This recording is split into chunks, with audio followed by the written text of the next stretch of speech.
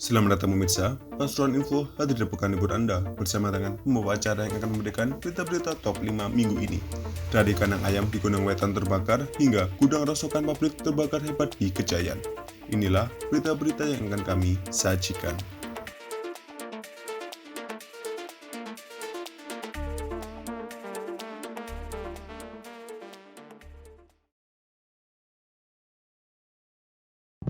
Pemerintah Kabupaten Pasuruan menggelar upacara dalam rangka menyambut datangnya kirap Pataka Jan Basuki Mawabaya Senin 9 Oktober pagi. Upacara tersebut digelar di halaman Pendopo Nyawiji Ngesti, Wekaning Gusti. Dari pantauan di lapangan, rombongan pembawa Pataka Hari Jadi Provinsi Jawa Timur ke-78 datang dari kota Probolinggo pukul 9 pagi. Begitu tiba, Pataka langsung disambut oleh Asisten Pemerintahan dan Kesrasetda Kabupaten Pasuruan, Dianovela Ferry. Penyambutannya pun dilakukan dengan cara menyiramkan air bunga 7 rupa ke tongkat Pataka. Setelah itu dilanjutkan dengan upacara penyerahan Pataka dari Kasatpol PP Kota Probolinggo kepada Sekretaris Daerah Kabupaten Pasuruan Yuda Triwidya Sasongko dan diserahkan lagi kepada Kasatpol PP Kabupaten Pasuruan Nurul Huda. Ditemui usai penyerahan Pataka selesai, Sekda Yuda mengaku bahwa penerimaan Pataka merupakan salah satu rangkaian prosesi Hari Jadi Provinsi Jawa Timur, di mana nantinya Pataka akan sampai di Gedung Negara Gerahadi Surabaya tepat pada tanggal 12 Oktober sebagai Hari Jadi Provinsi Jawa Timur. Usai dari Kabupaten Pasuruan, Kota Pasuruan menjadi kota berikutnya yang disinggahi oleh kirap Pataka Jan Basuki Mawabaya di hari yang sama. Pataka atau bendera lambang Provinsi Jawa Timur itu sebelumnya telah dibawa berkeliling dan singgah di beberapa kota Kabupaten Jawa Timur. Prosesi kirap Pataka mengelilingi 38 kota kabupaten ini merupakan serangkaian prosesi menuju peringatan Hari Jadi Jawa Timur ke-78. Di Kota Pasuruan, kirap Pataka Jan Basuki Mawabaya disambut meriah oleh ratusan siswa-siswa sekolah dasar yang berjalan di sepanjang Jalan Pahlawan. Diiringi oleh pasukan marching band siswa dan Paskibraka Kota Pasuruan, kirap Pataka tiba di kantor Wali Kota Pasuruan sekitar pukul 10 pagi. Di kantor Wali Kota, pasukan upacara yang terdiri dari unsur Satpol PP, pemadam kebakaran, Linmas, Dishub, serta ASN Kota Pasuruan telah bersiap dan antusias untuk menyambut di tengah teriknya matahari yang pagi itu cukup menyengat di Kota Pasuruan.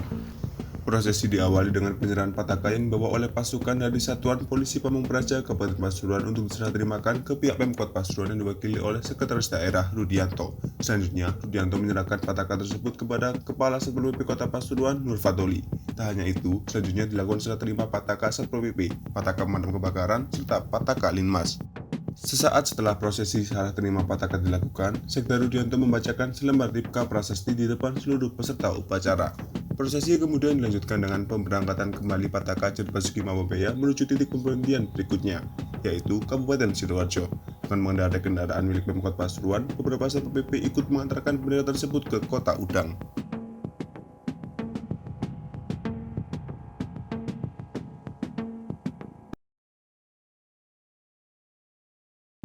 Wali Kota Pasuruan, Saiful Yusuf Atagusipun didampingi Wakil Wali Kota Adi Wibowo serta perangkat daerah Kota Pasuruan menghadiri sekaligus membuka kegiatan rembuk stunting di Gedung Gratiga Selasa 10 Oktober.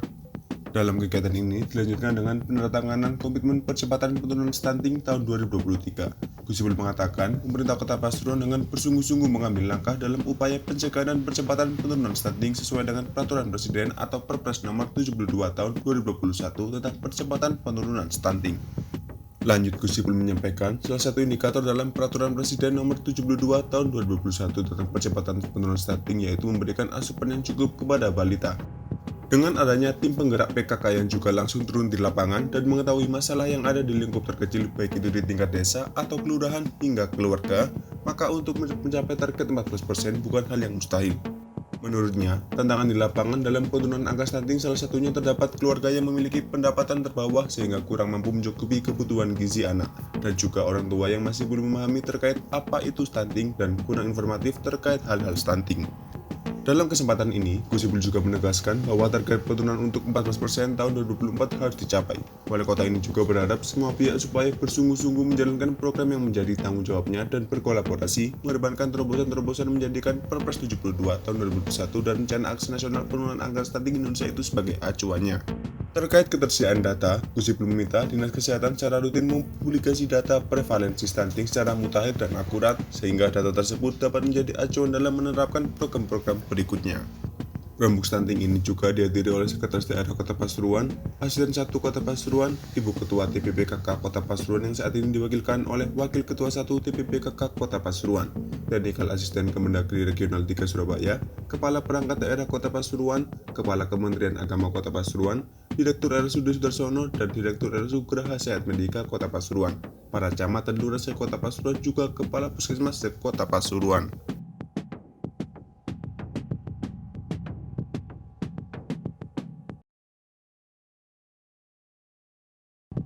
Kandang ayam berkapasitas 24.000 ekor di Desa Brambang, Kecamatan Gondang Wetan, Kabupaten Pasuruan itu baru beroperasi. Baru 2 bulan, namun Rabu dini hari 11 Oktober semuanya habis terbakar. Pemiliknya pun mengalami kerugian sangat besar, sekitar 2 miliar rupiah. Kerugian ini berasal dari barang-barang yang hangus terbakar di lokasi kejadian. Antara lain, bangunan perusahaan PT Adi Persada Beton yang berupa kandang ayam 2 lantai. Bangunan ini hangus tak tersisa beserta seluruh isinya. Antara lain, 1 unit mobil Toyota Rush tahun 2013 dan 1 unit motor Honda Beat tahun 2014. Keduanya terletak di dalam bangunan yang bisa dipakai parkir, berada di antara kandang ayam. Selain itu, 1 unit HP Oppo A12 dan 1 unit HP Samsung A7 milik 2 karyawan. Lalu, kandang ayam 2 lantai yang terbuat dari kayu dan 24.000 ekor ayam potong yang berusia 12 hari. Perusahaan ini milik Andri Firman Maulana, 26 tahun, warga RT 1 RW 3 Desa Brambang, Gondang Wetan, letaknya tidak jauh dari rumahnya, berada di lahan seluas 940 meter persegi.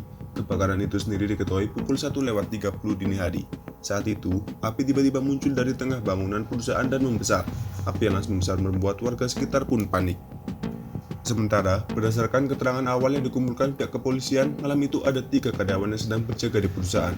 Mereka yaitu Solehudin, Abdullah, dan Fatur Rozi. Lewat tengah malam, ketiganya beristirahat. Solehudin istirahat di musola khusus karyawan, letaknya di utara kandang ayam. Lalu Abdullah dan Rozi istirahat di kamar tidur lantai 2 kandang ayam tersebut. Lalu sekitar pukul 1:30, dari lantai 1 yang merupakan tempat kandang ayam teras, hawa terasa panas. Juga terdengar suara api gemeretak. Soleh yang menyadari hal itu, segera keluar dari musola. Dia langsung mengecek gedung di lantai 2 itu. Saat itu di lantai 1 atau tempat kandang ayam, dia melihat api sudah membara. Namun baru bagian tengah kandang yang terbakar. Soleh pun berteriak ada kebakaran. Dia memanggil kedua temannya, Abdullah dan Rozi saat itu tertidur lelap di lantai 2. Mendengar teriakan itu, keduanya langsung turun dan menyelamatkan diri dari api yang makin membesar. Sembari meminta tolong, ketiganya mendatangi rumah bos mereka dan melaporkan kebakaran itu. Pada Andri, Soleh menjelaskan bahwa api pertama muncul di tengah kandang ayam. Diduga, api itu berasal dari heater atau pemanas suhu ruangan yang berada di tengah kandang ayam. Jumlahnya sebanyak 2 unit di lantai 1. Di sisi lain, warga sekitar langsung bahu membantu memadamkan api dengan alat seadanya. Namun api tidak berhasil padam, malah kian membara dan merembet ke seluruh kandang. Karena itu, warga lantas meminta bantuan damkar Kabupaten Pasuruan. Sekitar pukul 2:30 dini hari, 2 unit mobil damkar tiba di lokasi kebakaran, termasuk 1 unit mobil damkar Kota Pasuruan yang ikut membantu. Puluhan petugas damkar itu pun langsung sigap menurunkan selang, kemudian memadamkan api yang sudah membara di peternakan ayam itu. 5 jam kemudian, atau sekitar pukul 7:30, baru api berhasil dipadamkan. Terhitung lahan seluas 940 meter persegi habis terbakar. Seluruh dinding dan atap bangunan yang terbuat dari kayu itu pun hangus tak berbekas. Dan Damkar Kabupaten Pasuruan sebagai menambahkan, pagi itu seluruh petugas melakukan pendinginan. Yang terbakar adalah seisi kandang ayam dari bangunan kayu tersebut. Petugas Polsek Gondang Wetan dan Polres Pasuruan Kota yang ada di lokasi lantas menghitung kerugian bersama pemilik perusahaan. Dari data diketahui kerugian mencapai sekitar 2 miliar rupiah.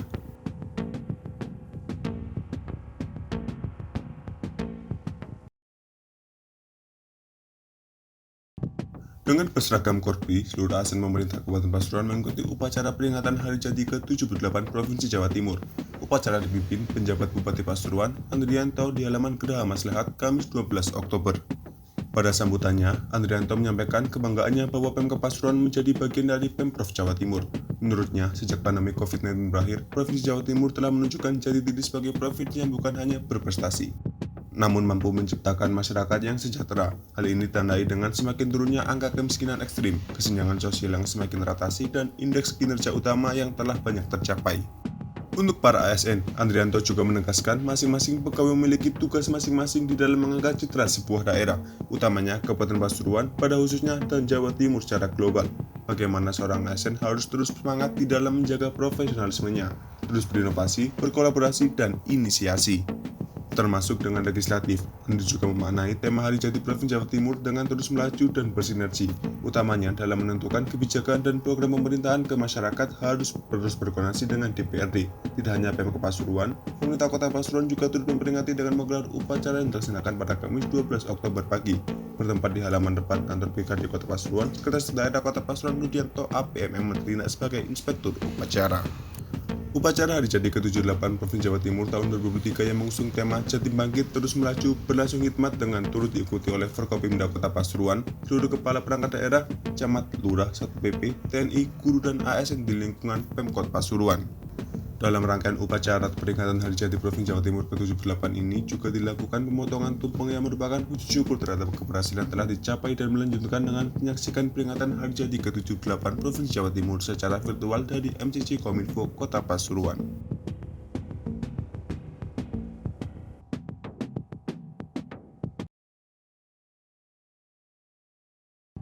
Kebakaran melulantahkan gudang rongsokan pabrik di Desa Tanggulangin, Kecamatan Kejayaan, Kabupaten Pasuruan, Sabtu 14 Oktober. Kobaran api yang menyala begitu besar membuat panik warga sekitar.